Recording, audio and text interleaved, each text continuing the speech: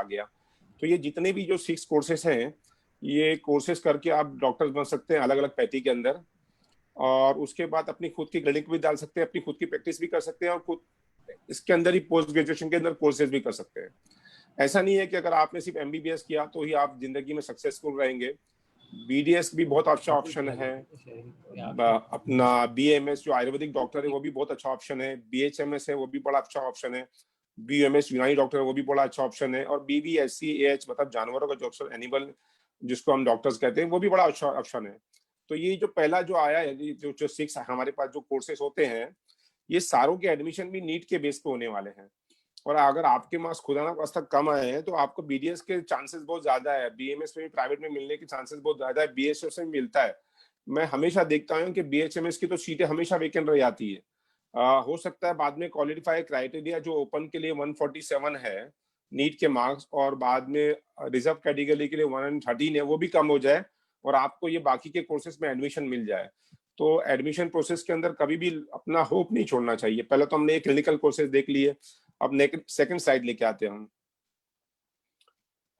Second slide जब आएगी इसकी, जैसा मैंने कहा था कि इसमें 3 में डिवाइड किया मेडिकल कोर्सेज को मैंने, क्लिनिकल में, एक नॉन क्लिनिकल में और तीसरा पैरामेडिकल में। अब जो नॉन क्लिनिकल जो कोर्सेज आ गए नंबर उसमें रखे बीपीटीएच, बैचलर ऑफ फिजियोथेरेपी, ये बहुत ज्यादा डिमांडिंग कोर्स है आज की तारीख के अंदर। पूरे ऑल ओवर वर्ल्ड के अंदर इसकी बहुत ज्यादा रिस्पेक्ट है, ये कोर्स में भी आप जा सकते हैं। दूसरा है bachelor of occupation therapy, BOTH, ये भी बड़ा अच्छा कोर्स है। BPO, bachelor of prosthetic on orthotics, ये भी बड़ा अच्छा कोर्स है। बीएससी नर्सिंग और बी फार्मेसी, फार्मेसी कर सकते हैं आप। फार्मेसी में 3 कोर्सेज आते हैं, एक डिप्लोमा इन फार्मेसी आता है, एक बैचलर इन फार्मेसी आता है, एक डॉक्टरेट फार्मेसी आता है। तो ये सारे कोर्सेज के अंदर आप जा सकते हैं। ये सारे कोर्सेज का एडमिशन भी मोस्टली महाराष्ट्र के अंदर जो होएगा, फार्मेसी को छोड़ के बीएससी नर्सिंग, बीपीओ, बीएसएलपी, बीओटीएच और बीपीटीएच का जो है ना, वो नीट के बेस पे ही होएगा, नीट के मार्क्स की बुनियाद पर ही होएगा, और डीम यूनिवर्सिटी के अंदर डायरेक्ट एडमिशन होएगा, उनके टेस्ट के हिसाब से होगा।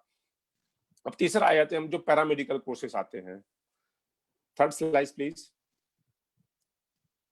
देखिए, जिस तरह कोई अच्छा हॉस्पिटल चलाने के लिए अच्छे डॉक्टर्स की जरूरत होती है, उसी तरह कोई भी hospital without paramedical train staff के बगैर नहीं चल सकता है। आप याद रखो, ये जो स्टाफ होते हैं यही हॉस्पिटल को मैनेज करते हैं। अगर आपका पैरामेडिकल स्टाफ अच्छा रहेगा तो ही आपका अच्छा हॉस्पिटल चल सकता है।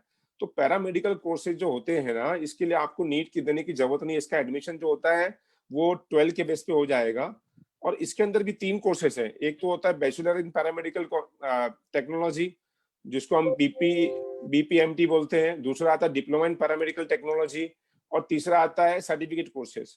इसमें बहुत सारे कोर्सेज होते हैं। इसमें लेबोरेटरी टेक्नोलॉजी होता है, उसके बाद अपना रेडियोलॉजी होता है, एक्सरे टेक्नोलॉजी होता है, ऑपरेशन थिएटर टेक्नोलॉजी होता है, ईसीजी होता है, कार्डियक होता है, नीरो होता है। ये सारे पैरामेडिकल कोर्सेज होते हैं, जिसमें नियर अबाउट 20 सब ब्रांचेस है इसकी।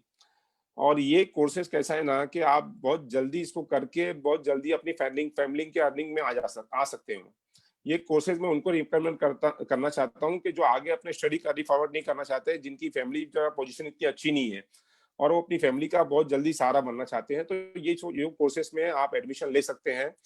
तमाम जितनी भी मेजर गवर्नमेंट कॉलेजेस है, जैसे नायर हो गया, जेजे हो गया, साइन हो गया, जो महाराष्ट्र के अंदर है, एम्स हो गया, जिपमार हो गया, आर्म फोर्स हो गया, उसमें पैरामेडिकल कोर्सेज के अलग से एडमिशन होते हैं। और उसमें एडमिशन लेने के बाद आप कोई भी गवर्नमेंट जॉब भी मिल सकता है आपको, और कोई भी कॉर्पोरेट हॉस्पिटल आप ज्वाइन कर सकते हैं। तो ये भी कोर्सेज जो होते हैं, इसका भी बड़ा अच्छा मतलब रिजल्ट है। इसको अभी आप करने के बाद आप सेल्फ इंडिपेंडेंट बन सकते हैं। और बहुत ज्यादा डिमांडिंग कोर्सेज है ये तीनों भी। Next slide. अब तो हमने एक कोर्सेज देख लिया हमने कि भाई हमारे पास कौन कौन से मेडिकल फील्ड में कोर्सेज आते हैं। हमने इसको डिवाइड भी कर दिया कि इसके अंदर 3 मेन ब्रांच है, क्लिनिकल, नॉन क्लिनिकल, पैरामेडिकल। अब नंबर 1 आता है एमबीबीएस और बीडीएस का, जिसके लिए आप लोग भी आए हुए हैं, क्योंकि जितने भी नीट एस्पिरेंट जो भी इस साल रजिस्टर किए थे और जितने अपेयर हुए 13 लाख, वो सारे जो अपेयर हुए थे वो एमबीबीएस के लिए अपेयर हुए थे। मुझको पता है सबकी एक ही पसंद रहती है, एमबीबीएस। फिर बाद में मार्क्स नहीं आता है तो आप फिर अपने हिसाब से फिर अपना प्लान चेंज करते हैं। तो सारे लोगों का जो है यहाँ प्लान है एमबीबीएस के लिए जाना। बीडीएस के लिए जाना, बीएमएस के लिए जाना। हाँ, हमने इसको हेलो भी कर दिया कि इसके अंदर 3 मेन ब्रांच है, क्लिनिकल, नॉन क्लिनिकल, पैरामेडिकल। अब नंबर 1 आता है एमबीबीएस और बीडीएस का, जिसके लिए आप लोग भी आए हुए हैं, क्योंकि जितने भी नीट एस्पिरेंट जो भी इस साल रजिस्टर किए थे, जितने अपेयर हुए 13 लाख, मेरी आवाज मुझको आ रही है। सारे जो अपेयर हुए थे वो एमबीबीएस के लिए अपेयर हुए थे। रिकॉर्डिंग आवाज आ रही सबकी एक ही पसंद रहती है, एमबीबीएस। फिर बाद में मार्क्स नहीं आता है तो आप फिर अपने हिसाब से फिर अपना प्लान चेंज करते हैं। तो सारे हाँ, लोगों का जो है, अब देखिए ये जो स्लाइड आपके सामने दिख रही है, बीडीएस के लिए मेरी आवाज मुझको आ रही है, कीजिए ना। हमने इसको भी कर दिया कि इसके अंदर 3 मेन ब्रांच है, क्लिनिकल, नॉन क्लिनिकल, पैरामेडिकल। अब नंबर 1 आता है एमबीबीएस और बीडीएस का, जिसके लिए आप लोग भी आए हुए हैं, क्योंकि एक्सपीरियंस जो भी इस साल रजिस्टर किए थे, जितने अपेयर हुए 13 लाख, सारे जो अपेयर हुए थे वो एमबीबीएस के लिए अपेयर हुए। अब नंबर 1 आता है एमबीबीएस और बीडीएस का, जिसके लिए आप लोग भी आए हुए हैं, क्योंकि स्लाइड नंबर 5 लगाई ना, जो भी इस साल रजिस्टर किए थे। Slide number 5, hello, slide number 5। हाँ, देखिए अभी हम देखते हैं, देखिए एडमिशन प्रोसेस पे आते हैं। अभी एडमिशन प्रोसेस कैसा होता है वो देख लेते हैं हम। एडमिशन प्रोसेस जो होता है एमबीबीएस का और बीडीएस का होता है ना, वो 3 टाइप का होता है। कितने टाइप का होता है? 3 टाइप का। एक तो होता है ऑल इंडिया से, दूसरा होता है अपनी जो स्टेट से, आप जो अपनी स्टेट में आप जो एडमिशन लेते हो उसमें, और तीसरा होता है अदर स्टेट में जाके एडमिशन लेना। ये जो आप देख रहे हैं ये ऑल इंडिया से देख रहे हैं आप। ऑल इंडिया जो कोटा होता है वहां से एडमिशन होता है। अभी उसमें ऑल इंडिया कोटे के अंदर कौन कौन सी कॉलेज आती है वो देख लेते हैं। सबसे पहला तो जितनी भी पूरे इंडिया में जो गवर्नमेंट कॉलेज है उसकी 15% जो गवर्नमेंट कॉलेजेस है वो सारी की सारी ऑल इंडिया कोटे में आती है। ये साल से एक अच्छी बात क्या हुई है कि एम्स की जितनी भी पहला नेक्स्ट लास्ट ईयर तक 15 एम्स थी, अभी 18 हो गई है। ये सारी एम्स की कॉलेजेस भी है ना जो ऑल इंडिया में रहेगी। जिपमार ऑल इंडिया के अंदर है, सेंट्रल यूनिवर्सिटी ऑल इंडिया के अंदर है, आर्म फोर्स का भी ऑल इंडिया से रहेगा ये। और जितनी भी डीम यूनिवर्सिटी होती है इंडिया में, अभी 47 डीम यूनिवर्सिटी है, वो सारी ऑल इंडिया काउंसलिंग से ही उसकी पार्टिसिपेट होएगा। ये एमबीबीएस और बीडीएस की बात कर रहा हूँ, जिसका रजिस्ट्रेशन प्रोसेस आज से चालू होने वाला था, एक दिन के लिए डिले हो गया। आप उसको कल जाके रजिस्ट्रेशन कर सकते हैं उसका, और उस काउंसलिंग में पार्टिसिपेट कर सकते हैं। ये है एमबीबीएस और बीडीएस की, जिसकी वेबसाइट का नाम है mcc.nic.in। Next slide, next slide. हाँ, अभी ये जो मैं बात कर रहा था एमबीबीएस और बीडीएस की, मैं अभी बात कर रहा हूँ आयुष कोर्सेज की। देखिए आयुष कोर्सेज किसको कहते हैं पहले ही समझ लेते हैं। आयुष कोर्सेज जो होते हैं उसमें आता है BAMS, मतलब bachelor of Ayurvedic and medicine surgery. फिर उसके बाद BAMS हो गया, फिर BHMS मतलब होम्योपैथी डॉक्टर हो गया, यूनानी डॉक्टर हो गया, सिद्धा हो गया। ये सारे जो हो गए ये आयुष कोर्सेज के अंदर आते हैं। इसका भी एडमिशन प्रोसेस जो होता है वो 3 टाइप का होता है। एक तो ऑल इंडिया कोटे से होता है, सेकंड जो होता है स्टेट से होता है अपनी, और थर्ड होता है अदर स्टेट में जाके आप पार्टिसिपेट। तो ये मैं जो बता रहा हूँ आपको ऑल इंडिया की वेबसाइट बता रहा हूँ, जिसका एडमिशन प्रोसेस अभी ये साल चालू नहीं हुआ है। इसकी वेबसाइट का नाम है AACCC.org.in। इसे आपको ख्याल रखना है, आपको यहाँ भी पार्टिसिपेट करना बहुत जरूरी है, क्योंकि यहाँ देखिए एडमिशन के जितने भी आपके पास चांसेस रहते हैं, अगर आपके पास लो है तो आपको अपने रिसोर्सेस को हर जगह तलाश करना बहुत जरूरी है, क्योंकि एडमिशन प्रोसेस समझना रहता है और उसी हिसाब से आपको एडमिशन लेना रहता है। तो यहाँ पे भी आप जरूर रजिस्ट्रेशन किया था करना, क्योंकि लास्ट ईयर सिर्फ ओपनिंग हुआ था, इससे पहले कभी नहीं होता था। लास्ट ईयर हुआ था और बहुत कम मार्क्स में भी लोगों को आयुष कोर्सेज के अंदर एडमिशन हो गया था। तो आप यहाँ पे भी जरूर पार्टिसिपेट कीजिएगा ऑल इंडिया काउंसलिंग में आयुष कोर्सेज के अंदर। Next slide please. हाँ, ये जो आ रहा है ये मैं इसे बता रहा था ना कि 3 टाइप के एडमिशन होते हैं। ये अभी हमने स्टेट कोटा के लेके आ गए। अभी ये हम महाराष्ट्र स्टेट की बात करें, महाराष्ट्र स्टेट का जो स्टेट जो काउंसलिंग होगी ना वो महासेट करता है। और महासेट क्या करता है, एक पोर्टल देता है हमारे को। ये लास्ट टाइम का पोर्टल था नीट का, कि नीट का जो एडमिशन और महाराष्ट्र का जितना भी, यही पोर्टल से आपको MBBS, BDS, BMS, BHMS, BMS, physiotherapy, occupation therapy, जितने भी मैं कोर्सेज बताया हूँ पैरामेडिकल को छोड़ के, सबका एडमिशन प्रोसेस एक ही पोर्टल से होएगा। और आपको यहाँ पे रजिस्ट्रेशन करना पड़ेगा। रजिस्ट्रेशन के पढ़ने के बाद अपनी चॉइस फिलिंग करना रहेगा और उसी की चॉइसेस पे आपका एडमिशन होगा यहाँ पर। ये इसकी फर्दर डिटेल के लिए मैं एक वीडियो बना के अपने यूट्यूब चैनल पे डाला हूँ, आप जरूर देख लीजिएगा। ये महाराष्ट्र स्टेट के अंदर आपको काउंसलिंग के लिए पार्टिसिपेट करने के लिए रजिस्ट्रेशन करना जरूरी रहेगा। Next step. अभी हम देखते हैं कि ये एडमिशन जो अगर आपको लेना है तो उसका एलिजिबिलिटी क्राइटेरिया क्या है। ये मैं स्टेट कोटा की बात कर रहा हूँ महाराष्ट्र की।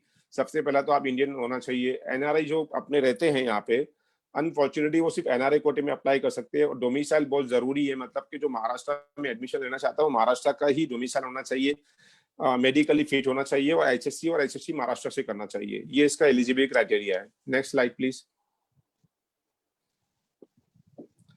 अभी देखिए एलिजिबिलिटी क्राइटेरिया 2 टाइप का होता है, ये तो हमने पहला देख लिया। अब ये देखिए कि हमने मार्क्स कितने हमारे चाहिए। अगर हमने MBBS, BDS, BMS, BUMS, BHMS में सब में एडमिशन अगर आपको लेना है तो आपको 50% नीट में लाना चाहिए था, जिसका मालूम है आपको 147 आया हुआ है।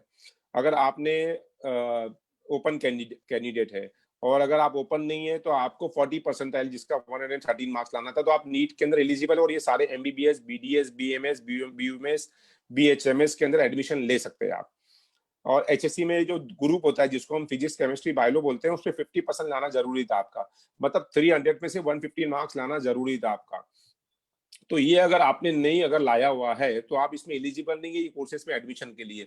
हाँ, अगर आप बीयूएमएस में एडमिशन लेना चाहते हैं तो आपका 10th के अंदर सब्जेक्ट क्या चाहिए था, उर्दू भी चाहिए था, या उर्दू या तो पर्शियन, ये एक सब्जेक्ट आपका चाहिए था। अगर ये सब्जेक्ट था तो आप बीयूएमएस में एडमिशन ले सकते हो, वरना नहीं ले सकते। Next slide please. अभी इफिशियल अब डॉक्यूमेंट्स क्या लगेगा आपको कि भाई आपको जब काउंसलिंग यहाँ पे महाराष्ट्र स्टेट के अंदर जब आप पार्टिसिपेट करेंगे, अभी जो ऑल इंडिया का जो चालू होगा, चाहे वो आयुष कोर्सेज का हो या एमबीबीएस और बीडीएस का हो, वहाँ पे आपको कोई डॉक्यूमेंट अपलोड नहीं करना रहता है। मगर जब महाराष्ट्र में आप रजिस्ट्रेशन करेंगे तो आपको डॉक्यूमेंट अपलोड करना है। डॉक्यूमेंट अपलोड करने के लिए आपके पास क्या क्या चाहिए, वैलिड आईडी प्रूफ चाहिए, ऑनलाइन डाउनलोड एप्लीकेशन फॉर्म चाहिए नीट का था, फिर उसके बाद नीट की कॉपी चाहिए, स्टेटमेंट ऑफ मार्क्स चाहिए। Next slide. Nationality certificate, domicile certificate, HSC examination statement of mark, SSC के मार्क्स, ये सारे मेडिकल फिटनेस सर्टिफिकेट, ये सब डॉक्यूमेंट्स आपको महाराष्ट्र स्टेट काउंसलिंग में पार्टिसिपेट करने के लिए चाहिए। ये सारे डॉक्यूमेंट्स आप ये देख रहे हैं, डॉक्यूमेंट्स आपको अगर नहीं है तो बना के रखना जरूरी है। Next slide please. वही अगर आप रिजर्वेशन कैंडिडेट है, आपके पास कोई रिजर्वेशन है, जैसे भी ईडब्ल्यूएस का भी रिजर्वेशन आ गया, आपको मालूम है 10% का रिजर्वेशन आ गया है, तो आपको ईडब्ल्यूएस सर्टिफिकेट चाहिए उसके लिए, और बाकी caste certificate, cast validity certificate, non creamy certificate चाहिएगा। ईडब्ल्यूएस को नॉन क्रीमी सर्टिफिकेट नहीं लगता है। Next slide please. अभी यहाँ पे देखिए और भी एक स्पेशल रिजर्वेशन भी रहता है महाराष्ट्र के अंदर, डिफेंस कैटेगरी का रहता है, पर्सन विद डिसेबिलिटी जिसको हम पीडब्ल्यूडी कोटा बोलते हैं वो रहता है, एमकेबी बॉर्डर्स रहते हैं जो महाराष्ट्र कर्नाटक बॉर्डर में रहते हैं उनका रहता है, हिली एरिया का रिजर्वेशन रहता है। इसके अगर इसको क्लेम करना है तो इसके लिए अलग से डॉक्यूमेंट देना पड़ेगा आपको। Next slide please. एडमिशन जो प्रोसेस होता है, जैसे मैं बताया था मैंने आपको कि जितने भी गवर्नमेंट कॉलेज है उसकी 15% जो सीट होती है वो ऑल इंडिया कोटे में जाती है, 85% जो सीट रहती है वो स्टेट कोटे के अंदर आती है। ऑल इंडिया कोटे के अंदर अगर आप रिजर्वेशन देखेंगे तो 15% जो रहता है एससी का रहता है, 75% जो रहता है एसटी का रहता है। कोई भी गवर्नमेंट कॉलेज जो होती है, अगर वो सेंट्रल यूनिवर्सिटी जो उसको चलाती है, जैसे एम्स हो गया, जिपमर हो गया, एएमयू हो गया, बीएचयू हो गया, जो सेंट्रल गवर्नमेंट में अंडर में है उसके अंदर तो ओबीसी कोटा रहेगा ऑल इंडिया में। बाकी अगर कोई गवर्नमेंट कॉलेज जो स्टेट गवर्नमेंट चलाती है या कॉर्पोरेशन चलाती है उसमें वहां पे ओबीसी कोटा नहीं रहेगा। ये बात का आप ख्याल रखिए। Next slide please.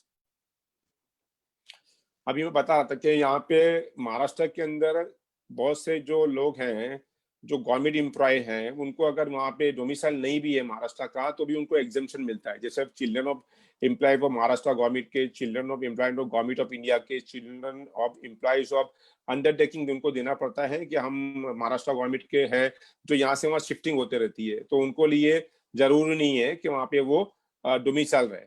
Next slide please.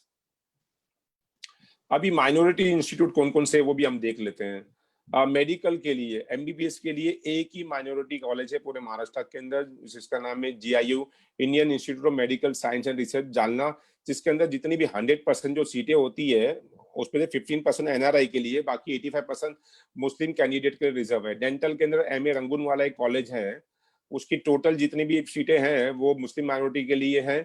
हाँ, और ये माइनॉरिटी के लिए एक सर्टिफिकेट आता है, आपको एफिडेविट बनाना रहता है और अपलोड करना रहेगा वो।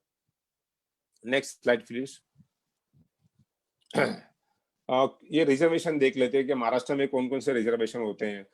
महाराष्ट्र में देखिए टोटल अभी फिलहाल जो रिजर्वेशन है एससीबीसी को हट गया है, तो यहाँ पर 50% का रिजर्वेशन है और 10% AWS का अलग आ गया, तो 60% जो है वहाँ पे रिजर्वेशन है और 40% जो है जो ओपन कैटेगरी की सीट है यहाँ पे। ऐसी भी रिजर्वेशन जो मैं डाला था वो हट चुका है, वो सुप्रीम कोर्ट ने इसके ऊपर स्टे लगा दिया हुआ है, तो SCBC को आप निकाल देंगे तो यहाँ पे 60% का रिजर्वेशन है। आगे नेक्स्ट स्लाइड प्लीज।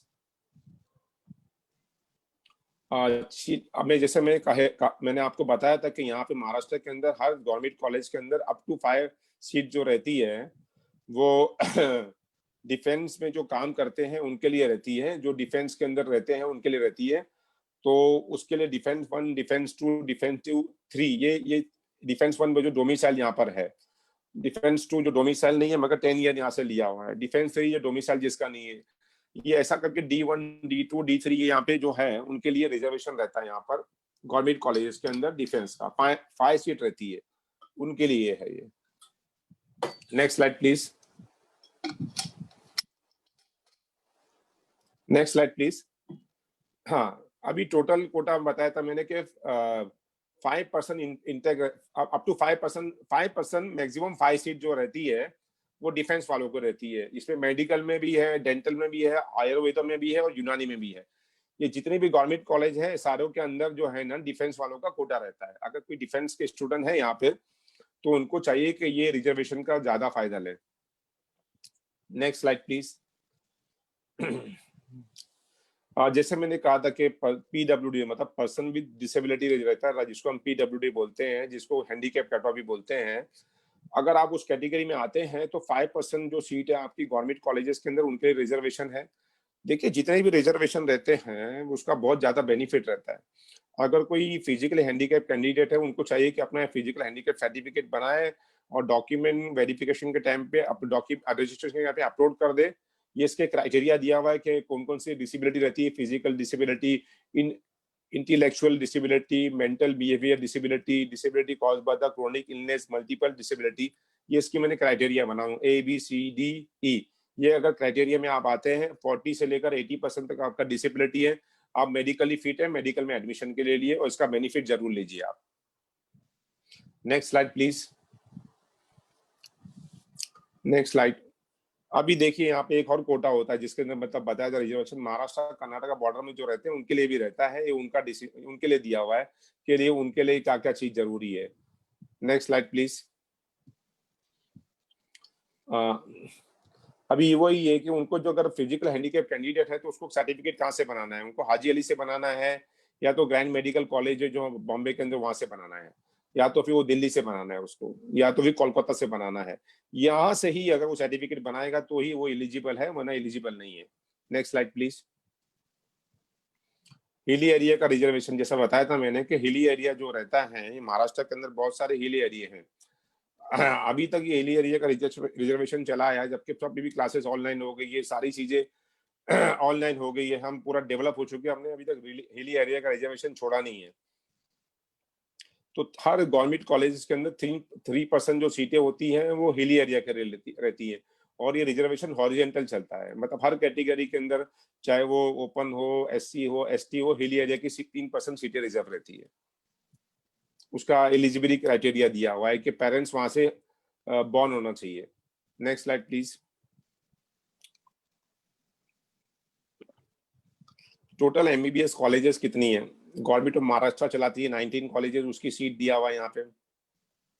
कॉरपोरेशन मतलब अभी मुंबई कॉरपोरेशन के हाथ में, जैसे KM मुंबई कॉरपोरेशन की कॉलेज है, नायर मुंबई कॉरपोरेशन की कॉलेज है, कूपर मुंबई कॉरपोरेशन की कॉलेज है, और उसके बाद ऐसा जो कॉरपोरेशन की है, जैसे थाना कॉरपोरेशन की कलवा जो है राजीव गांधी कॉलेज है, वो उनकी कॉरपोरेशन की कॉलेज 5 है। प्राइवेट 18 कॉलेज है, डीम यहाँ पे 12 कॉलेजेस है, गवर्नमेंट ऑफ इंडिया की 2 कॉलेजेस है, एक तो आर्म फोर्स है और दूसरी जो है वहाँ पे सेवाग्राम वर्धा की, और एक गवर्नमेंट एडेड कॉलेज है यहाँ पे।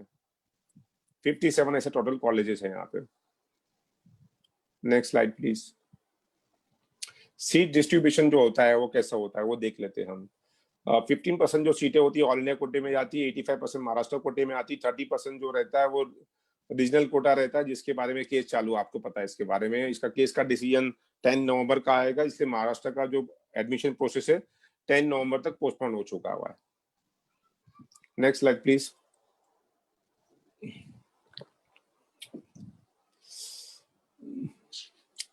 एक बार ये सीट को डिस्ट्रीब्यूशन जो मैंने बताया था उसी का एक चार्ट है कि सीट डिस्ट्रीब्यूशन कैसा होता है, वो भी आप देख लीजिएगा।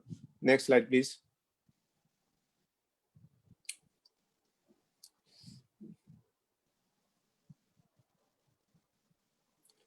देखिए जो मेरिट बनती है आपकी, वो मेरिट के हिसाब से 85% गवर्नमेंट कॉर्पोरेशन की जो सीट रहती है स्टेट की, वो वही मेरिट पे आपको यहाँ पे सीट मिलती है।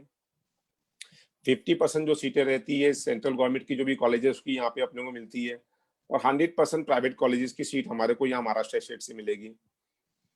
ये सारा जो होएगा नीट स्टेट मेरिट जो आती है एसएमएल नंबर जिसको हम कहते हैं उसके ऊपर एडमिशन होएगा। और बाकी जो 15% जो ऑल इंडिया कोटे का जो एडमिशन होता है वो ऑल इंडिया रैंक के ऊपर होता है। मतलब महाराष्ट्र स्टेट का जो एडमिशन जो प्रोसेस होएगा वो एसएमएल नंबर जो आएगा महाराष्ट्र का रजिस्ट्रेशन करने के बाद आपका उस पर होएगा, वो ऑल इंडिया रैंक पे नहीं होएगा। और जो ऑल इंडिया में एडमिशन प्रोसेस जो होता है वो ऑल इंडिया रैंक के ऊपर होता है, ये ख्याल रखिएगा। तो अभी आपका जो ऑल इंडिया रैंक आया वो स्टेट के लिए इंपॉर्टेंट नहीं है एडमिशन के लिए, स्टेट के लिए आपको एसएमएल नंबर इंपॉर्टेंट है। Next slide please. देखिए ये आपको जब आप चॉइस फिलिंग करेंगे यहाँ पे तो कोड नंबर डालना पड़ता है, और ये कोड नंबर आप याद रखो, जब भी कोई कोड 1 से चालू होगा तो समझो मेडिकल का है, 2 से चालू होएगा तो वो कोड बीडीएस का है, 3 से चालू होएगा तो वो बीएमएस का है, 4 से चालू होएगा तो बीएचएमएस का है, 5 से चालू होएगा तो वो बीयूएमएस का है। इसी तरह मैंने आपको यहाँ पे कोड के डिटेल बताया हूँ, ये बहुत जरूरी है चॉइस फिलिंग के अंदर याद रखना। इसमें आप बहुत मिस्टेक करते हैं तो ये बहुत ध्यान से रखिएगा। जब भी कोई आपको एमबीबीएस के लिए डालना है तो समझो 1 से जो कोड स्टार्ट हो रहा है वो एमबीबीएस का, 2 से स्टार्ट हो रहा है तो बीडीएस का। इसके बारे में एक डिटेल दिया हूं मैंने। Next slide please. हाँ अभी कॉलेज कोड के बारे में हम देख लेते हैं। जैसे मैंने कहा था कि जो अभी ये जेजे हॉस्पिटल मुंबई का कॉलेज कोड है 1 से चालू हो रहा है, और 101 जो है जेजे का कोड है। ये आपको ऐसा चॉइस फिलिंग में यहाँ पे जब प्रेफरेंस डालेंगे ऐसा कोड नंबर डालना रहेगा, आप याद रखिए 1101 ये, और ये 4 मतलब के बीएचएमएस मतलब चंदा मेन जो हमारी कॉलेज है होम्योपैथी की उसका है, 9 बोले तो नर्सिंग का, 1 वापिस से जो आ गया 119 ये जीएमसी धुले का है। जहां स्टार्ट हुआ 1 से समझ लीजिएगा वो जो कोड नंबर है वो मेडिकल का है, 3 से स्टार्ट हुआ तो समझ लीजिए वो बीएएमएस का है, 2 से स्टार्ट हुआ तो समझ लीजिएगा वो बीडीएस का है। ये आपको बहुत ज्यादा ध्यान रखना है चॉइस फिलिंग के टाइम पे, कोड नंबर का बहुत ज्यादा ध्यान रखना है, बहुत से कैंडिडेट्स में मिस्टेक करते हैं। Next slide please. ये रजिस्ट्रेशन फॉर्म का एक सैंपल दिया मैंने, इसका एक वीडियो बना के जरूर डाल दूंगा जब महाराष्ट्र का रजिस्ट्रेशन प्रोसेस चालू होगा, इसमें इतना क्लियर नहीं आया हुआ है। Next slide please. हाँ ये वही रजिस्ट्रेशन का सेकंड पेज का जो है, आपको जब रजिस्ट्रेशन महाराष्ट्र में करेंगे आप तो आपको रजिस्ट्रेशन करने के साथ में डॉक्यूमेंट अपलोड करना रहेगा, ये उसका एक सैंपल दिया हुआ है। Next slide please. ये आपने पूरा एक समझ में आ गया कि स्लाइड के थ्रू के किस तरह महाराष्ट्र का और ऑल इंडिया का एडमिशन प्रोसेस चलता है। ये आपका समझ में आ गया है कि आपको अगर आपको महाराष्ट्र में पार्टिसिपेट करना है तो इसमें आपने देख लिया कि आपको कोड फिलअप करना है, कैसा चॉइस फिलिंग करना है वो हमने देख लिया। ऑल इंडिया में पार्टिसिपेट करना है तो वहाँ पे कौन कौन सी कॉलेजेस है वो भी देख लिया हमने। आपने ये भी मालूम कर लिया कि सिर्फ एमबीबीएस ही नहीं है, बहुत सारे अदर कोर्सेज भी हैं यहाँ पे। अभी हम आते हैं अपने सेशन के ऊपर, और वो है जो क्वेश्चन आंसर का जो है, जो मेन आप लोग आए हैं वो इसी के लिए आए हैं। मुझको मालूम है कि आप लोगों के माइंड में बहुत सारे डाउट चल रहे हैं, तो आप अपने क्वेश्चन को पूछ सकते हैं मुझसे अभी। Thank you so much, Muzaffar Saab. There are few questions raised by the participants. I will start asking one by one, inshallah. Oh, inshallah. So, first question is from Saud Khan. He says that secured 250 marks 259 AIR 3,96,330. Will I get YMT HMC Khargar Navi Mumbai BHMS?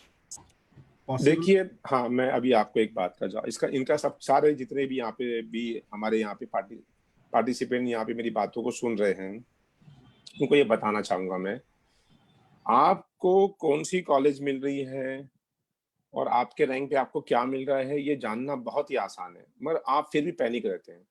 कैसा जानना आसान है बताऊं मैं आपको। आपका all India rank आ गया है, मैंने पहले कहा था कि यहाँ पर एडमिशन ऑल इंडिया में जो एडमिशन होता है वो ऑल इंडिया रैंक के ऊपर होता है और महाराष्ट्र में होता है एसएमएल नंबर पे होता है। टेंटिवली आपको आइडिया भी आ जाएगा अगर आप लास्ट ईयर का देखेंगे कि ये सेम रैंक के ऊपर ऑल इंडिया ये जो रैंक था, इस पे महाराष्ट्र का एसएमएल नंबर क्या है, उसकी लिस्ट भी मैंने अपने टेलीग्राम चैनल पे अपलोड कर दिया हूँ कि भाई ये रैंक जो आया था इसके ऊपर क्या एसएमएल आया था। उसके बाद मैंने लास्ट ईयर की सारी एमबीबीएस की, बीडीएस की, बीएमएस की, बीएचएमएस की सारी लिस्ट मैंने यहाँ पे पोस्ट कर दिया हूँ। अगर ये मार्क्स पे 3 लाख थी, अगर 3 लाख मार्क्स पे आपको चंदा बेन देखना है तो आप देख सकते हैं कि लास्ट ईयर ये स्कोर पे मिला था, ये रैंक पे मिला था कि नहीं मिला था। अगर आपको समझो, मैं एक छोटा सा एग्जांपल देता हूँ, अगर आपको ये रैंक पे स्टेट काउंसिलिंग में नहीं मिला था और आप सिर्फ मार्जिनली 5% से अगर पीछे रह गए थे तो ये साल जरूर मिलेगा क्योंकि सीटें इंक्रीज हुई है, बराबर। और अगर लास्ट ईयर पे ये रैंक पे चंदा बेन मिला था होम्योपैथिका कॉलेज तो 100% डेफिनेटली ये रैंक ये साल भी मिलेगा। और आपको अगर ये साल लेना है तो आप क्या कीजिएगा, ऑल इंडिया में भी पार्टिसिपेट कीजिएगा, स्टेट में भी पार्टिसिपेट कीजिएगा, मिलने के बहुत ज्यादा चांसेस है। क्योंकि पहले कैसा था कि एसएबीसी कोटा भी था, अभी एसएबीसी कोटा निकल गया हुआ है, तो यहाँ पर एमबीबीएस की सीटें भी बढ़ी है, ऑल इंडिया में भी सीटें बढ़ी है, सबका इम्पैक्ट रहने वाला है। आप उसको एक एनालाइज कर दीजिए। मैंने सारे कट ऑफ बना के अपने टेलीग्राम ग्रुप पे डाल दिया हूँ मैंने कि चंदा बेन का क्लोजिंग ये था, इवन जेजे का ये, नायर का ये, सारे कोर्सेज का मैंने सारा कट ऑफ बना के डाल दिया हूँ। वो कट ऑफ को आप देख सकते हैं। अगर लास्ट ईयर आपके रैंक पे मिला था कोई कैंडिडेट को तो 100% आपको ये रैंक पे मिलने वाला है। Next question. Thank you. Second question from Daniyal Matwankar. Sir, gap certificate upload करना जरूरी है क्या? देखिए, मैं हमेशा ये बात कहता आया हूँ कि gap certificate is not a important document. Gap certificate will be required at the time of admission, not at the time of registration process. मतलब गैप सर्टिफिकेट रजिस्ट्रेशन प्रोसेस के लिए जरूरी नहीं है आपको बिल्कुल भी। एक मतलब गैप सर्टिफिकेट क्या होता है कि आप जब एडमिशन आपका हो गया, आपको सिलेक्शन लिस्ट में नाम आ गया आपका, तो आपको जो कॉलेज में एडमिशन लेने जाना है वहां जाके सबमिट करना है कि हाँ मेरा ये एजुकेशन गैप हुआ था। और वो बहुत आसानी से बनता है, सिर्फ 100 रुपीज का स्टाम्प पेपर खरीदना है। और उसमें मैंने जो आप कहीं गूगल भी करेंगे, मैंने अपनी वेबसाइट पे उसका सैंपल डाला हूँ गूगल का, मैंने कि भाई ये मेरा गैप पीरियड है, इस गैप पीरियड के अंदर मैं स्टडी कर रहा था, मैं कोई दूसरी कॉलेज में अपना एडमिशन नहीं लिया था, ये लिख के आपको नोटरी करके सबमिट कर देना है। तो ये आपको एडमिशन रजिस्ट्रेशन के टाइम भी लगने वाला नहीं है। और ये जब एडमिशन हो जाएगा जब भी आपको लगेगा, जब भी आप उसको आराम से बना सकते हैं। Thank you. Another question from Arshad Khan. Sir, I have scored 575 in NEET and I am from EWS quota. What are my chances in Maharashtra counseling? देखिए, मैं हमेशा कहता हूँ कि अगर आप मार्क्स को कंपेयर करेंगे तो एडमिशन मार्क्स के बेस पे नहीं होता, ऑल इंडिया रैंक पे होता है। लास्ट ईयर यही मार्क्स के ऊपर रैंक था, 574 के ऊपर ऑल इंडिया रैंक था, कुछ नियर अबाउट 15-16,000 रैंक था। यही टाइम पे ये 574 पे डबल रैंक हो गया है।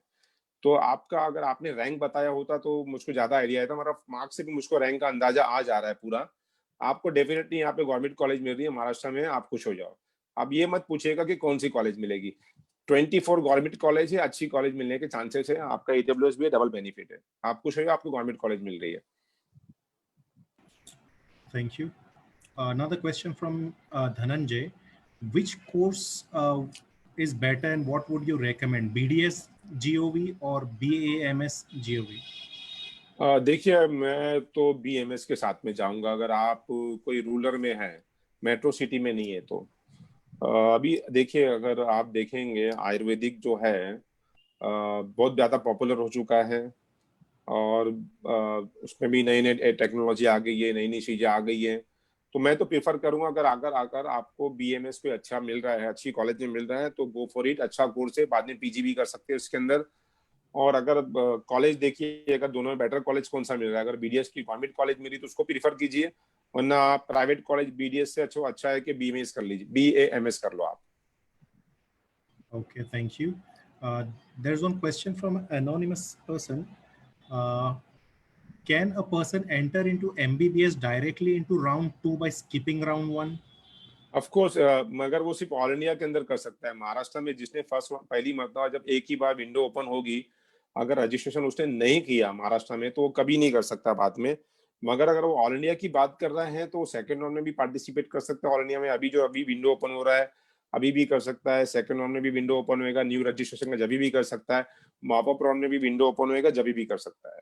मगर महाराष्ट्र में जब भी जैसा विंडो ओपन होएगा उसको रजिस्ट्रेशन करना ही है, वरना वो पार्टिसिपेट नहीं कर सकता है। Thank you. Is it necessary to make NCL certificate from annexure specimen in information brochure? Of course वो अगर इंफॉर्मेशन बुकलेट में जो एनेक्चर दिया हुआ है तो उसी हिसाब से आपको नॉन क्रीमी लेयर सर्टिफिकेट बनाना है। अगर आपने अपना कोई फॉर्मेट लगाया, उन्होंने ब्रोचर में डाला ही क्यों, वो चीज को मेंशन क्यों किया हुआ, एनेक्चर डाला इसीलिए जाता है कि आपको बताने के लिए कि भाई ये जो मेडिकल फिटनेस सर्टिफिकेट है, या जो ये एनसीएल का सर्टिफिकेट है, या तो ये ईडब्ल्यूएस का सर्टिफिकेट है, ये एनेक्चर हम अटैच कर रहे हैं, ये इसी का हमारे को सेम सही है। तो अगर एनेक्चर दिया है तो एनेक्चर का आपको सेम बना के देना है। थोड़ा बहुत अगर होएगा तो अलग बात है, मगर मोस्टली गवर्नमेंट जो ब्रोशर बनाती है इन्फॉर्मेशन, वो तहसीलदार से कंफर्म करके बनाती है। आगे next question. Thank you. What will be the tentative cutoff of Muslim Minority College Jalna? देखिए टेंटेटिवली कट ऑफ मैंने पूरे बना के डाल दिया हूँ। जालना प्राइवेट कॉलेज है। अब कितने मुस्लिम स्टूडेंट के मार्क्स अच्छे आए हैं इसका अंदाजा लगाना बहुत मुश्किल है। ये महाराष्ट्र में इतने सारे मुस्लिम बच्चों ने एग्जाम दिया है। महाराष्ट्र से near about 2 lakh student participate किए थे। 80,000 एलिजिबल हुए। 80,000 में how many are Muslim candidate, और मुस्लिम कैंडिडेट में कितने के कितने अच्छे मार्क्स है इसका अंदाजा लगाना आसान नहीं है। फिर भी मैं एक सेफर साइड के लिए बता रहा हूँ कि जिसका भी ऑल इंडिया रैंक 80,000 के बिलो आ रहा है, वो अपने आप को एक सेफर साइड पकड़ सकता है कि वो जालना में मिल सकता है उसको। Thank you. Another question is, can you please elaborate on corporation colleges? What are the corporation colleges? देखिए कॉर्पोरेशन कॉलेज में बताया ना आपको, पहले ये समझ लीजिए कि जो गवर्नमेंट कॉलेज होती है उसको 3 बॉडी रन करती है। मैं पहला एक्सप्लेन कर दूं। पहला रहती है वो सेंट्रल गवर्नमेंट उसको रन करती है, तो उसको हम बोलते हैं सेंट्रल यूनिवर्सिटी। अब सेंट्रल गवर्नमेंट जैसे एम्स हो गया, जिपमर हो गया, अलीगढ़ मुस्लिम यूनिवर्सिटी हो गई, बनारस हिंदू यूनिवर्सिटी हो गई, मौलाना आजाद कॉलेज हो गया, ये सारी गवर्नमेंट, ये जितने भी गवर्नमेंट कॉलेजेस है इसको सेंट्रल गवर्नमेंट अपना मैनेज करती है, रन करती। तो इसको हमने क्या कर दिया, सेंट्रल यूनिवर्सिटी। अभी यहाँ पे जितने भी जीएमसी अगर लग के आ गया, कोई भी कॉलेज का अगर GMC government medical college Maharashtra में लग के आ गया, तो उसको कौन रन करता है, स्टेट गवर्नमेंट रन करता है। मतलब उसको मैनेज कौन करता है, स्टेट गवर्नमेंट। और यहाँ पर ये अगर ये 2 नहीं लग के आ रहा है, और अभी से केएम हो गया, नायर हो गया, साइन हो गया, इसको कौन रन करता है, इसको हमारी कॉर्पोरेशन जो रहती है ना, कॉर्पोरेट बॉडी रहती है, उसको रन करती है। ये सब गवर्नमेंट ही कॉलेज है, ये गवर्नमेंट कॉलेज नहीं है ऐसा, ये गवर्नमेंट ही कॉलेज है, मगर इसको अलग अलग जो डिफरेंट बॉडी होती है, तीनों बॉडी गवर्नमेंट की बॉडी है, तो अलग अलग बॉडी रन करती है। तो हम इसको क्या कहते हैं, गवर्नमेंट ही कॉलेज कहते हैं, मगर उसको एक सेंट्रल गवर्नमेंट रन करती है, एक स्टेट गवर्नमेंट रन करती है, और एक कॉर्पोरेशन जो लोकल बॉडी रहती है कॉर्पोरेशन की, वो रन करती है। तो उसको हम बोलते हैं कॉर्पोरेशन कॉलेजेस। और कॉर्पोरेशन कॉलेजेस जो रहती है उसमें ज्यादा अच्छा रहता है, क्योंकि उसके अंदर कॉर्पोरेशन क्या करती है, उसको सिर्फ एक ही कॉलेज को अपनी जो कॉर्पोरेट बॉडी में चलाना है, तो उसको अच्छे से मेंटेन करके रखती है वो। Thank you. Question from Nasir Mujawar. Is EWS will valid in private MBBS college? देखिए ईडब्ल्यूएस के ताल्लुक से बहुत ज्यादा गलतफहमी हुई थी। उसके अंदर मैंने एक बड़ा अच्छा आर्टिकल लिखा, मेरी वेबसाइट पे अगर आप जाएंगे तो मेरी वेबसाइट पे आर्टिकल पढ़ सकते हैं, इसमें वीडियो भी बना के डाला, क्योंकि बहुत सारी गलतफहमी थी। देखिए ईडब्ल्यूएस प्राइवेट कॉलेज में अप्लीकेबल 2 टाइप की आप बात कर रहे हैं कि ईडब्ल्यूएस कैंडिडेट प्राइवेट कॉलेज में सीट ले सकता है कि नहीं ले सकता है। प्राइवेट में क्या, वो एनआरए में भी ले सकता है, मैनेजमेंट कोटे में ले सकता है, डीप में भी ले सकता है, जहां चाहे वहां पे सीट ले सकता है। पर एप्लीकेबल मतलब कि वहां पे रिजर्वेशन आ रहा है कि नहीं आ रहा है। तो ईडब्ल्यूएस का रिजर्वेशन मालूम कोई भी कॉलेज में जब आता है जब वहां पे सीटें इंक्रीज होती है। अगर प्राइवेट कॉलेज में सीटें इंक्रीज होगी तो ही ईडब्ल्यूएस रिजर्वेशन आएगा, वरना नहीं आएगा। अभी आपने देखा है कि ऑल इंडिया काउंसलिंग के अंदर भी कोई भी गवर्नमेंट कॉलेजेस के अंदर ऑल इंडिया के अंदर ईडब्ल्यूएस नहीं आने वाला है। सिर्फ जितने भी सेंट्रल यूनिवर्सिटी है, जिसकी मैं बात कर रहा हूँ, एम्स की बात कर रहा हूँ, जिपमार की बात कर रहा हूँ, और जो सेंट्रल गवर्नमेंट जो चलाती है जो यूनिवर्सिटी को, चाहे वो एएमयू बीएचयू में, जिसके बारे में बताया था आपको मैंने, ये सारी जितनी भी सेंट्रल गवर्नमेंट है उसमें उन्होंने सीटें इंक्रीज करी है और वहां पे ईडब्ल्यूएस कोटा आ रहा है। बाकी जितने भी स्टेट गवर्नमेंट की और कॉर्पोरेशन गवर्नमेंट की कॉलेज है ऑल इंडिया में, उस पर तो नहीं आ रहा है। मगर महाराष्ट्र के अंदर जितनी भी कॉर्पोरेशन और स्टेट गवर्नमेंट की गवर्नमेंट कॉलेज में ईडब्ल्यूएस कोटा है, प्राइवेट कॉलेज की अगर सीटें पड़ती है तो ईडब्ल्यूएस कोटा आएगा। मगर इसका मतलब यही नहीं कि ईडब्ल्यूएस कैंडिडेट प्राइवेट में सीट नहीं ले सकता है, वो ले सकता है एज ए ओपन, और उसको फीस भी हाफ पे करना है। मतलब डबल फायदा है, एक तो आपको फीस भी आधी पे करना है और गवर्नमेंट में रिजर्वेशन भी है आपको। Thank you. Another question. All India rank 46,519, marks 553. Is it possible to get a government medical college in Maharashtra? देखिए बहुत डिफिकल्ट बॉर्डर लाइन पे। मुझको तो लगता है कि उनको गवर्नमेंट कॉलेज का चॉइस फिलिंग करना चाहिए, साथ में प्राइवेट कॉलेज के बारे में भी सोचना चाहिए, क्योंकि वो बॉर्डर लाइन पे। मुझको तो नहीं लगता कि 40,000 तक महाराष्ट्र का कभी 44 तक महाराष्ट्र का कभी जा सकता है। तो उनको अपने बारे में सोचना चाहिए इसके ताल्लुक से, दूसरा भी या तो दूसरे कोर्स का भी डालना चाहिए, वो ना सिर्फ सोचे कि गवर्नमेंट मिलेगा, तेरे को नहीं मिला तो उनका पूरा एकेडमिक ईयर वेस्ट जाएगा। Okay. Hello. So another question from Hadia Sheikh. If I get low marks in NEET but good marks in HSC PCB, will I देखिए get admission? पीसीबी का मार्क्स सिर्फ ग्रुप क्लियर करने के लिए होता है। आपका जो एडमिशन होगा मेडिकल में वो नीट के बेस पे ही होएगा। अगर आपका पीसीबी में आपने 90% भी लेके आया है तो उससे कोई फर्क नहीं होने वाला। आपने नीट में कितने मार्क्स लाए, मतलब पीसीबी जो है वो पासपोर्ट है और ये जो है वीजा है। तो आपका वीजा जो है मेन क्या है, वो नीट का मार्क्स, नीट के मार्क्स पे एडमिशन मिलने वाला है आपको, अगर पीसीबी या ग्रुप नहीं देखा जाएगा। Thank you.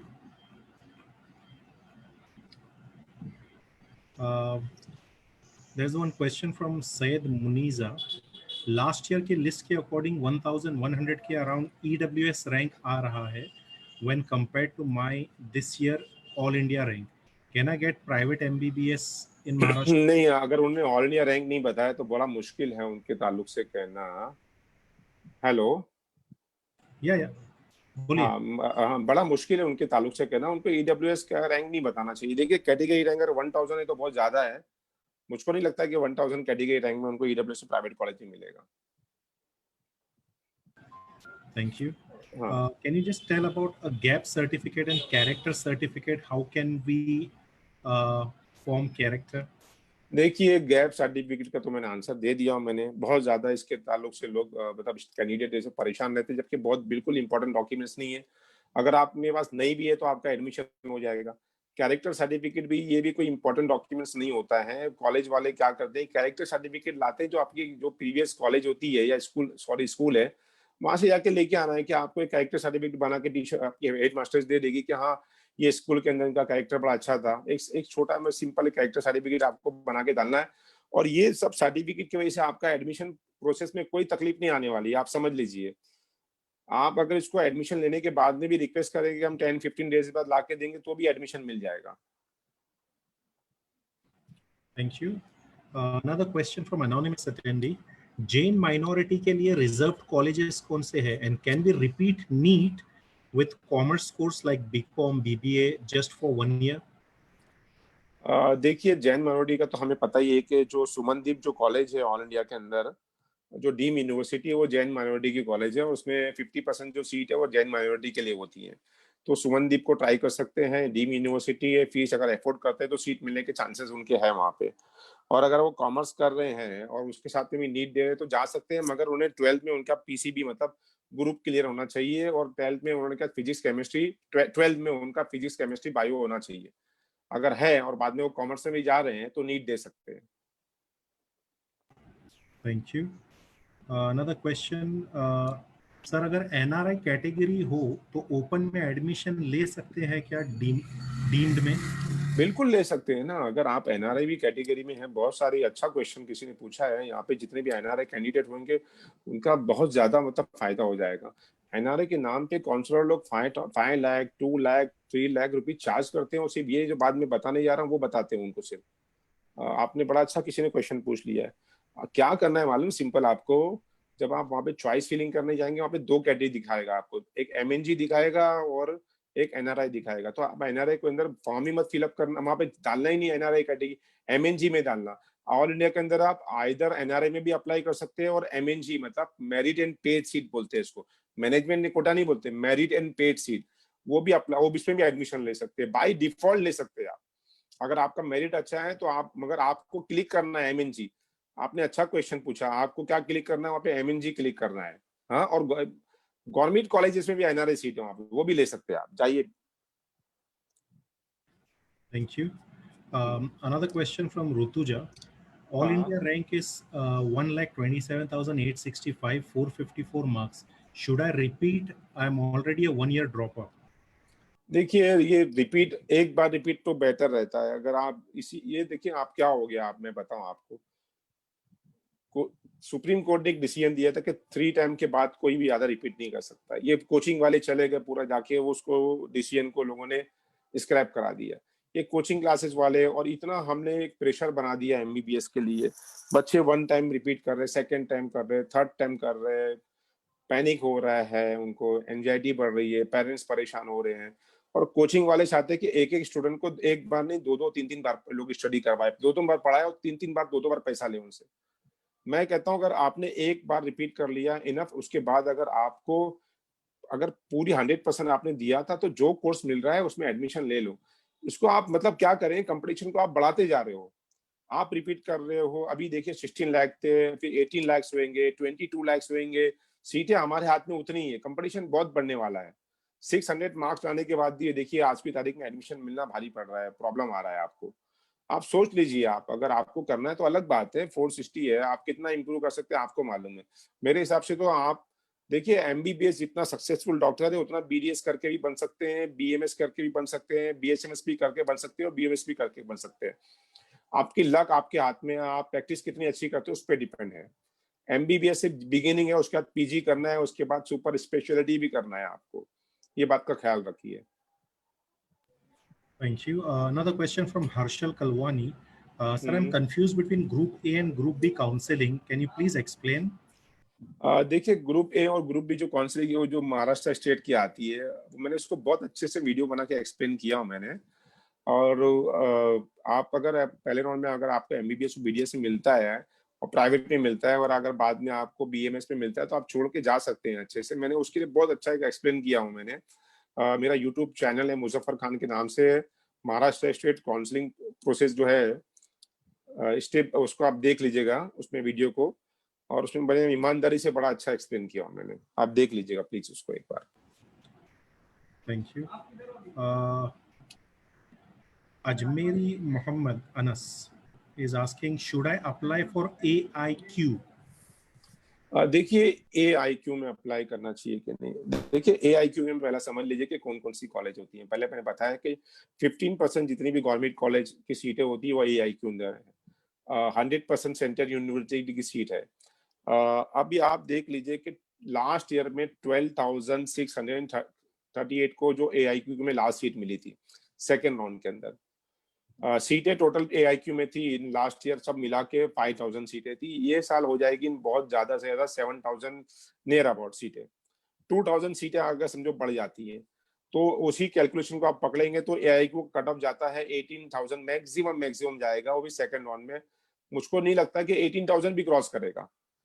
तो मैं ये कह रहा हूं कि आपका अगर रैंक अगर ऑल इंडिया 30,000 एक में बेंचमार्क पकड़ा हूं, तो आप जाके पार्टिसिपेट कीजिए, अपने लक को आजमाइए।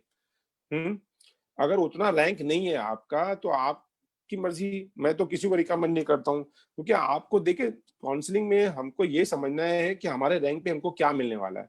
जब हमको पता है कि भाई लास्ट ईयर पे 12,000 पे क्लोज हो रहा है वो, और 12,000 पे भी क्लोज होके हमको अगरतला में कॉलेज मिली थी जहाँ पे 5 साल का बॉन्ड है आसाम के अंदर जाके। तो अगर आपका उतना स्कोर रैंक नहीं है तो आप जाएंगे तो बस एक फॉर्मेलिटी पूरी करेंगे, क्योंकि आपको मालूम होना चाहिए कि आपका एडमिशन कहाँ मिलने वाला है। Hope you got the answer. Thank you.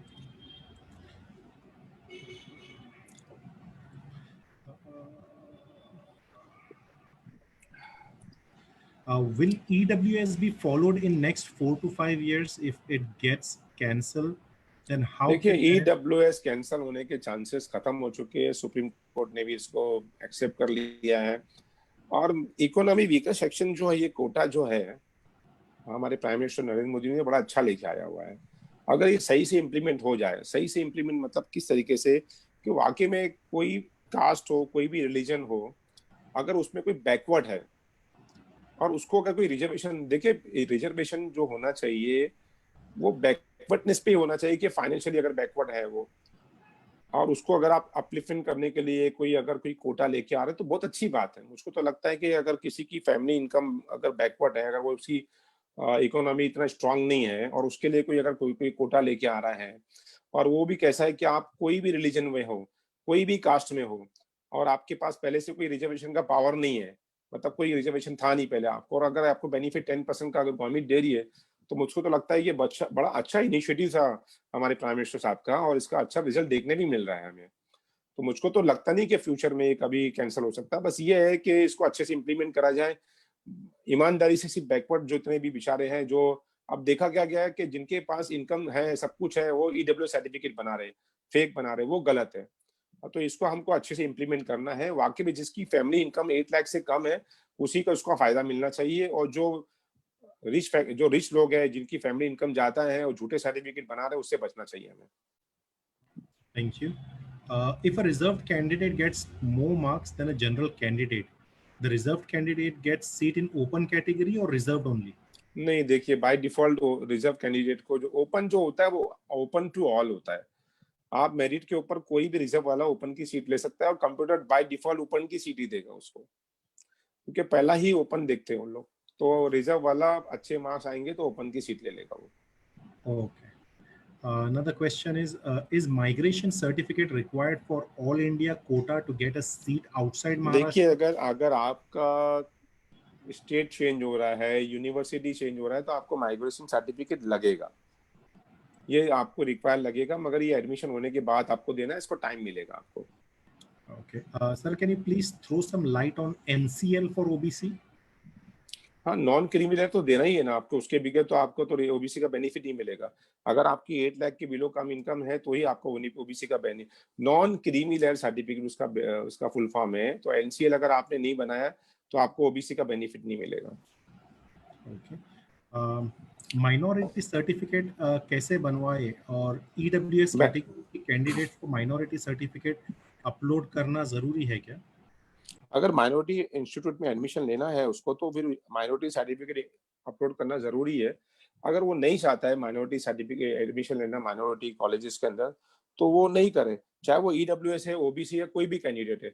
Minority college में जिसने माइनॉरिटी सर्टिफिकेट अपलोड करेगा रजिस्ट्रेशन के टाइम पे, उसी को एडमिशन मिलेगा, वरना तो एडमिशन नहीं मिलेगा उसको। सिंपल है ये। और माइनॉरिटी सर्टिफिकेट का एक एफिडेविट आता है, जिसका मैंने अपनी वेबसाइट पे डाला हूँ। 100 रुपए के स्टाम्प पेपर टाइपिंग करना रहता है कि मैं मुस्लिम कम्युनिटी से बिलोंग करता हूँ, मुस्लिम हूँ, और हमारी मुस्लिम जो है माइनॉरिटी कम्युनिटी है, बस। और इसको नोटरी करके अपलोड कर देना है।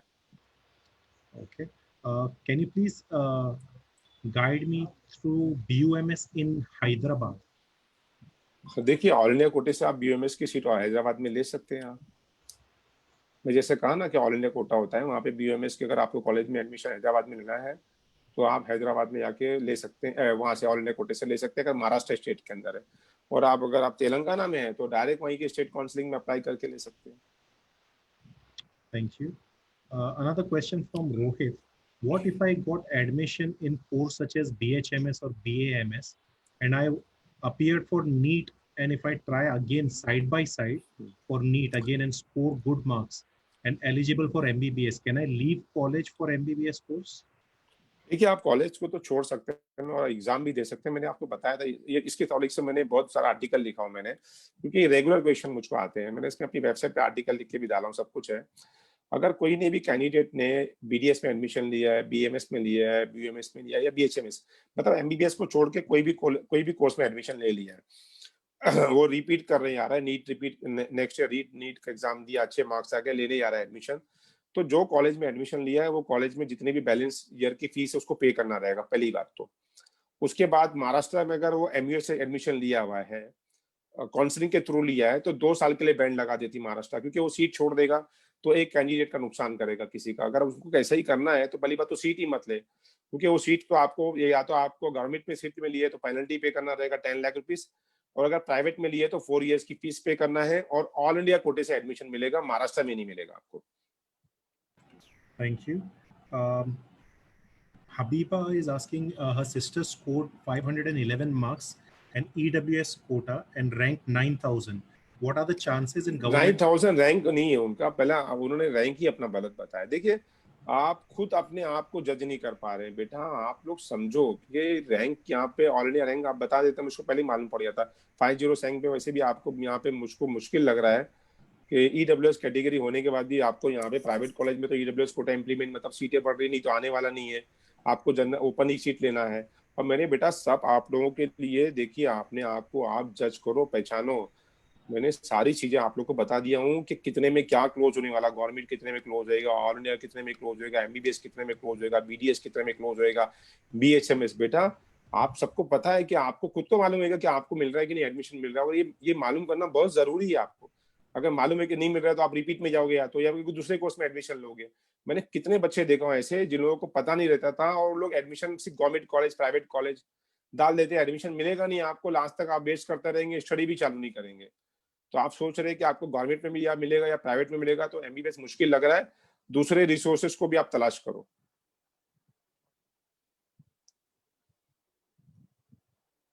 Hello hello Hello. हाँ Yeah. Hello. Can we put UP states colleges in all India quota? देखिए, अगर गवर्नमेंट कॉलेज है तो डाल सकते हैं आप, जितनी इंडिया में जितनी भी गवर्नमेंट कॉलेज है सारी वहाँ पे रहेगी ऑल इंडिया कोटे में, और कोई भी स्टेट में जाके आप एडमिशन ले सकते हैं वहाँ ऑल इंडिया कोटे से, कोई भी स्टेट में जाके। अगर प्राइवेट कॉलेज है तो प्राइवेट कॉलेज कोई भी ऑल इंडिया में नहीं होती है, तो उसकी अगर प्राइवेट कॉलेज में एडमिशन लेना है तो रिस्पेक्टिव स्टेट में जाके अप्लाई करना है। Which students are supposed to make gap certificates? हाँ, गैप जिसका हुआ है, एजुकेशनल गैप हुआ है वही देगा। गैप सर्टिफिकेट का फुल फॉर्म ये है कि अगर अगर एजुकेशनल गैप हुआ है तो ये रिक्वायर है, वरना नहीं रिक्वायर है आपको। Thank you. When there Mhm. हाँ चलिए पूछिए। Can I get a government college in Maharashtra under state quota with rank around 84,000? मुश्किल है बहुत ज्यादा, एमबीबीएस की बात कर रहे हैं तो बहुत मुश्किल है, बहुत मुश्किल है। आप वही बात आ जा रही है, अगर अगर आप इतना जज नहीं कर पा रहे अपने आप को, लास्ट टाइम पे क्लोज हुआ था कुछ 34,000 पे क्लोज हुआ था, इतनी सीटें तो नहीं बढ़ने वाली है कि इतना ज्यादा। मैंने एक प्रिडिक्शन बना के अपना डाला हूँ, मेरा प्रिडिक्शन है 37,000 से लेकर 42,500 के बीच में या 43,500 के बीच में क्लोज होगा महाराष्ट्र का, आप उसको देख लीजिएगा। Uh, is there any difference between a MBBS degree obtained from government medical college or private or deemed medical college? कोई भी डिफरेंस नहीं होता है। अभी तो नेक्स्ट का एग्जाम आ गया, आपको पता होना चाहिए बच्चे लोग, मतलब जितने भी कैंडिडेट है, कि आप गवर्नमेंट से कर रहे हैं कि प्राइवेट से कर रहे हैं कि डीम से कर रहे हैं। फाइनल एग्जाम जो अभी देना है आपको, वो ऑल इंडिया जैसा अभी लेवल का एग्जाम होता था ना, अभी नीट का दिया आपने, वैसे एक नेक्स्ट का एग्जाम आ गया, फाइनल एग्जाम आपको उसी का देना रहेगा, डिग्री भी वहीं से आने वाली है आपकी अभी, तो कोई डिफरेंस नहीं रहने वाला है। नेक्स्ट का एग्जाम आपको सारे इंडिया को, चाहे वो एम्स में पढ़ रहा है, जिपमार में रहेगा, सबको नेक्स्ट का एग्जाम ही देना रहेगा। Next national eligibility cum entrance test. Thank you. I've got 71,561 All India rank and belong to NTC caste of Maharashtra. What are my chances of getting into government medical college for MBBS? जब तक category rank नहीं आएगा मैं उनका नहीं कह सकता हूँ। NT2 के NT3 कैटेगरी की जो बात कर रहे हैं, उसमें कितना उनका कैटेगरी रैंक आता है और कितने स्टूडेंट NT3 के उनसे ज्यादा मार्क्स लेके आए हुए, वो उसके बारे में बताना बहुत मुश्किल है। जब तक वो मेरे पास कैटेगरी रैंक नहीं आएगा, और अभी कैटेगरी रैंक उनका रजिस्ट्रेशन करने के बाद ही आने वाला है, तो मुझको तो लग रहा है अभी भी उनको चांसेस बहुत कम है, डीम चांसेस है उनके। Sir, do you have any idea of minority colleges की कट ऑफ क्या है राजस्थान में? देखिए, पहली बात तो राजस्थान में माइनॉरिटी कॉलेजेस मतलब कौन सी माइनॉरिटी, मतलब माइनॉरिटी तो बहुत सारी कॉलेजेस होती है, जैन माइनॉरिटी होती है, मुस्लिम माइनॉरिटी होती है, क्रिश्चियन माइनॉरिटी होती है, किसकी बात कर रहे हैं वो? राजस्थान में तो मुझको लगता नहीं है कि कोई मुस्लिम माइनॉरिटी कॉलेज है वहाँ पे। AMU एंड BHU के फॉर्म सेपरेटली फिलअप करना है क्या? नहीं ना, सेपरेट का ऑल इंडिया काउंसलिंग में ना, बताया ना, सेंट्रल यूनिवर्सिटी जितनी भी है सब ऑल इंडिया काउंसलिंग के अंदर है। Sir, medical fitness certificate, is it required during counseling or during admission? नहीं नहीं, आपको यहाँ पे जब आप महाराष्ट्र में रजिस्ट्रेशन प्रोसेस करेंगे तो आपको अपलोड करना रहेगा, जब भी आपको अपलोड करना है।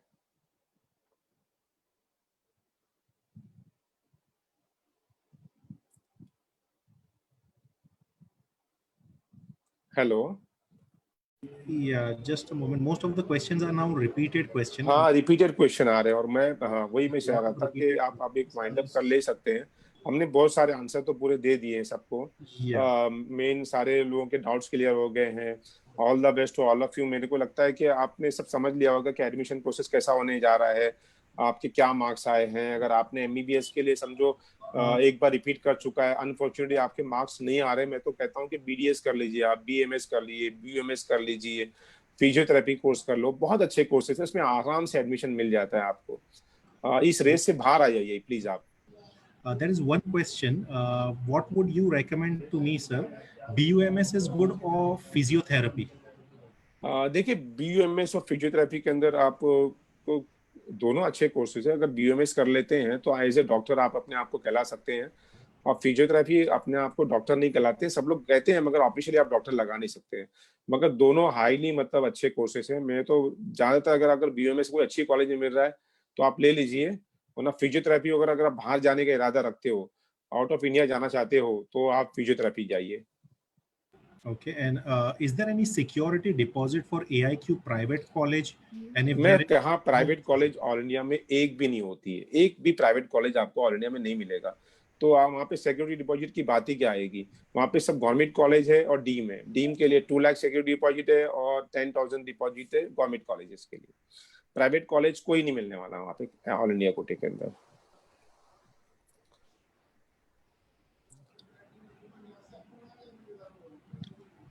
is domicile necessary for all India counseling?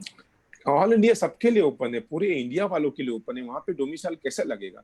सिर्फ वहाँ पे सिर्फ यही है कि वो इंडियन हो या NRI हो, बस सबके लिए ओपन है वो।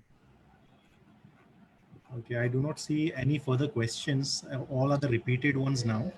हाँ हाँ, बिल्कुल सही कहा आपने।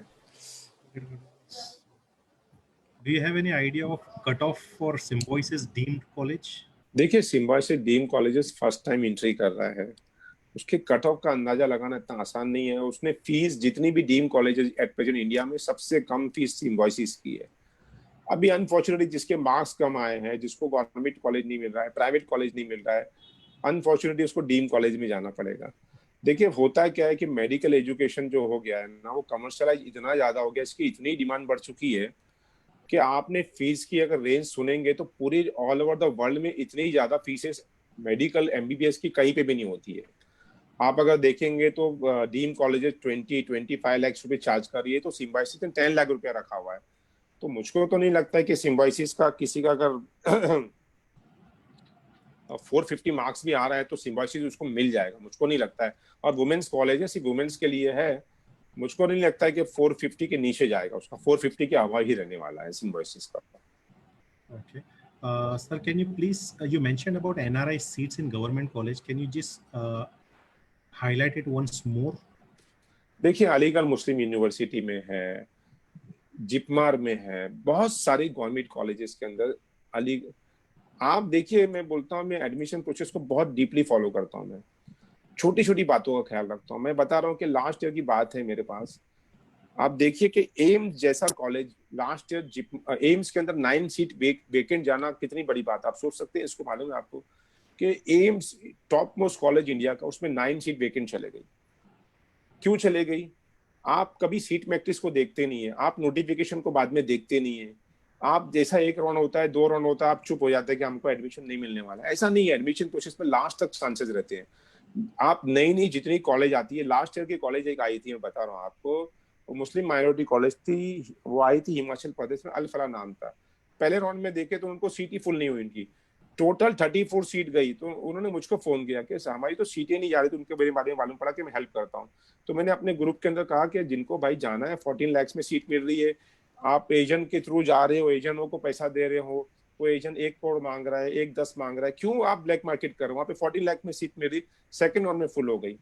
आप जब सीट मैट्रिक्स ऑल इंडिया में आएगी तो देखिएगा कितनी गवर्नमेंट कॉलेजेस के अंदर NRI की सीट रहती है। अप्लाई कीजिए, फीस स्ट्रक्चर भी दिया रहता है, सारी चीज ट्रांसपेरेंट रहती है। अगर आप देखना चाहेंगे ना वहां पे, तो पार्टिसिपेटिंग इंस्टीट्यूट के अंदर क्लिक करके देखो, आपको सब मालूम पड़ जाएगा।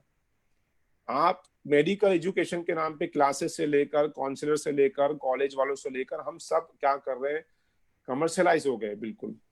सब हमने अपने चार्जेस बढ़ा दिए हैं, सब मतलब भी बच्चों को लूट रहे हैं हम, बिल्कुल भी इतना कमर्शियलाइज कर दिया इसको पूरा।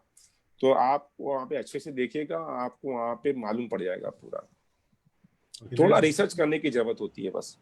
There's one question from Hadia Sheikh. She's more asking for guidance, saying, I'm in 12th right now and I'm thinking of taking a year's break. Should I take a break or attempt the NEET 2020 just to get to know the pattern? As नहीं, also pattern के लिए आपको देखिए, आप क्या कीजिए मालूम क्या, पेरेंट्स को चाहिए कि स्टडी के ये जो काउंसलिंग प्रोसेस में पार्ट ले, और जो कैंडिडेट है, जो स्टूडेंट है, उसको स्टडी चालू करना चाहिए। अगर आप ये साल पैटर्न देख लेंगे तो नेक्स्ट ईयर आपको जो बहुत ज्यादा प्रॉफिट देगा, फायदा देगा, आपको मालूम पड़ जाएगा कि काउंसलिंग प्रोसेस कैसा रहता है। मैं बताया ना कि लास्ट में कैसा होता है। ये साल भी मैं गारंटी से बोल रहा हूँ, ये साल में मैं गारंटी से बोल रहा हूँ कि जो पैटर्न जो आया है ना ये साल भी काउंसलिंग का, बाद में एम्स के अंदर भी सीटें किसी को मिलेगी, देखना उसका रैंक सरप्राइज रहेगा कि हमको एम्स के अंदर इतने कम मार्क्स में, इतने मतलब कम बोले तो इतना कम भी नहीं, मतलब 10,000 वाले को भी एम्स के अंदर सीट मिल सकती है। जिसने ऑल इंडिया रैंक 10,000 लाया ना, उसको भी एम्स पे सीट मिलेगी। Thank you. Sir, do overseas citizen of India, OCI candidate, have a chance at getting government quota seat through? हाँ, OCI ले सकता है ना यहाँ पे, जैसा NRI ले सकता है वैसे OCI भी ले सकता है, और OCI तो यहाँ पार्टिसिपेट भी कर सकता है महाराष्ट्र स्टेट काउंसलिंग में।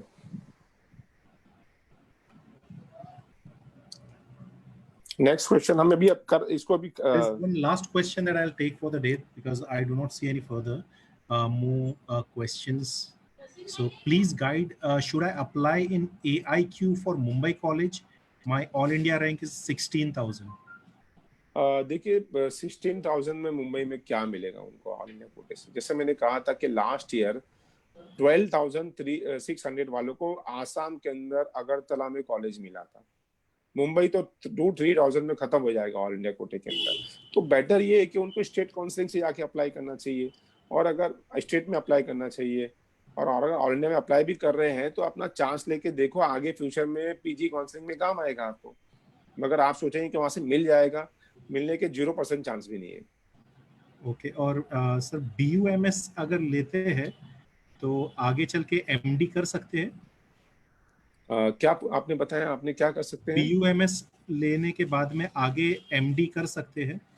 हाँ, उसी सेम पैथी में कर सकते हैं ना, आप क्यों नहीं कर सकते हैं? हर पैथी के अंदर पोस्ट ग्रेजुएशन का कोर्स कर सकते हैं।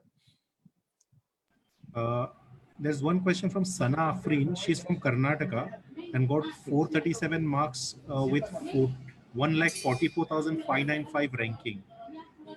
Can she get any college in Karnataka? Yes, of course she will get. उनको प्राइवेट कॉलेज मिल जाएगा कर्नाटक के अंदर, क्योंकि वो कर्नाटक के कैंडिडेट है, GMP कोटे के अंदर आ रहे। GMP कर्नाटका के अंदर ये बेनिफिट है कि कर्नाटक में 3 माइनॉरिटी मेडिकल कॉलेजेस भी हैं।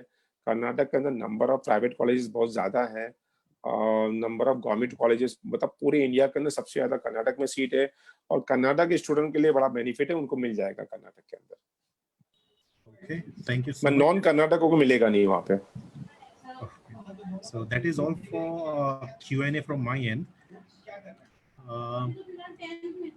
There are few questions that has been raised in Q&A which were relating to scholarships. So if anybody wants to know about any scholarships in terms of their further education, they can write to us on scholarship@ampindia.org. We have our scholarship experts with us who would be in a better position to explain you and help you to get those scholarships for yourself. And we are also conducting webinars on scholarship every Sunday, so you can also attend one of those webinars in case if you're interested in scholarship for your further education. So this is all from my end. Thank you so much, Muzaffar Saab, for your expertise and sharing your viewpoints and helping the students. So we understand that it was very difficult for you today, but it was an honor and a pleasure to have you with us. एक request करूंगा, please pray for me कि जल्दी recovery हो, जल्दी मैं वापस से वापस पहुंचने ना जाऊं मैं।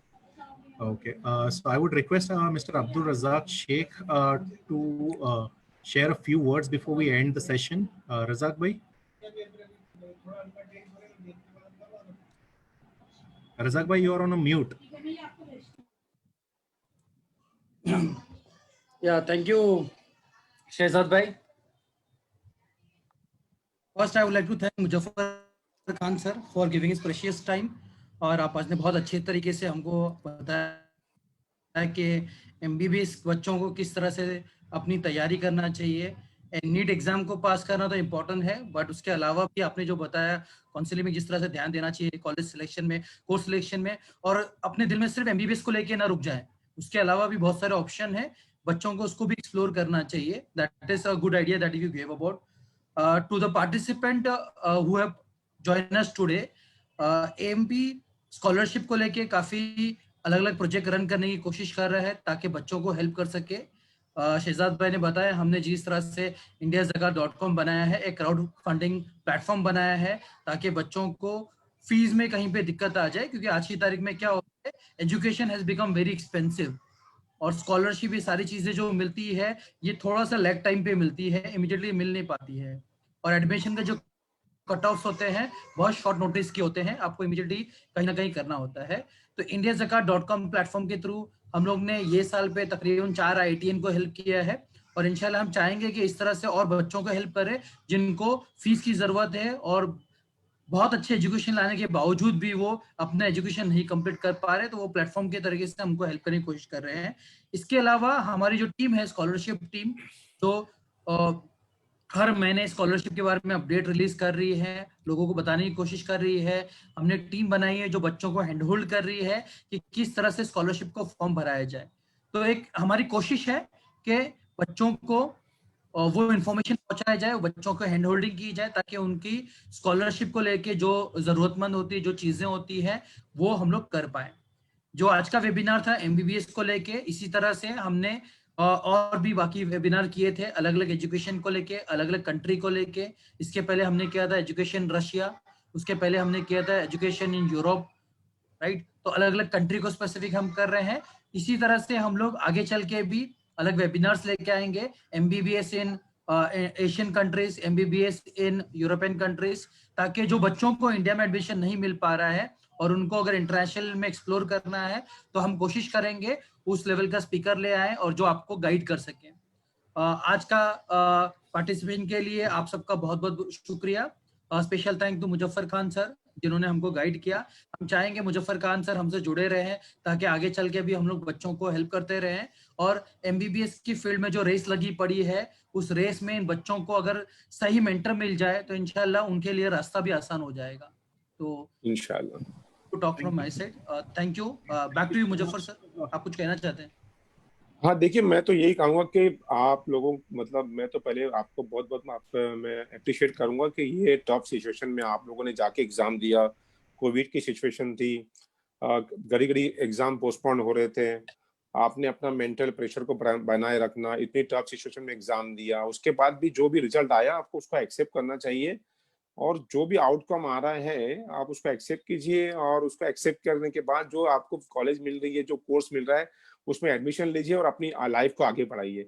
अगर आपको MBBS मिल रहा है तो बहुत अच्छी बात है, अगर नहीं तो BDS मिल रहा है, BMS मिल रहा है, जो भी कोर्स मिल रहा है उसमें लीजिए। अगर आपको सेकंड अटेम्प्ट देना है तो जरूर जाइए, अभी से अपनी प्लानिंग करके रख लीजिए। All the best to all of you. Thank you so much, Muzaffar Saab, and thank you so much, Razak Bhai, for your lovely words. And thank you so much to all the participants who gave their precious time. So I just want to convey a message that AMP organizes session by highly qualified professionals and experts in their particular field to share their learning and viewpoints, not to guide only the youths, but everyone with their own life's experiences. So we request you all to keep coming for these sessions. You can get all the updates regarding our upcoming webinars on our website, ampindia.org/AMP Web Talk. You will get all the updates regarding our upcoming webinars as well. You can register for those one of the webinars in case if you're interested in future. I would now request Mr. Muhammad Firoz Saab to please do a dua and we'll conclude the session. Thank you. Bismillahirrahmanirrahim. اللهم صل على محمد وعلى آل محمد كما صليت على إبراهيم وعلى آل إبراهيم إنك حميد مجيد. اللهم بارك على محمد وعلى آل محمد كما باركت على إبراهيم وعلى آل إبراهيم إنك حميد مجيد. ربنا آتنا في الدنيا حسنة وفي الآخرة حسنة وقنا عذاب النار. ربنا لا تزغ قلوبنا بعد إذ هديتنا وهب لنا من الرحمة إنك أنت الوهاب. رب اجعلني مقيم الصلاة ومن ذريتي ربنا تقبل دعاء. ربنا اغفر لي ولوالدي وللمؤمنين يوم يقوم الحساب. سبحان ربك رب العزة عما يصفون وسلام على المرسلين والحمد لله.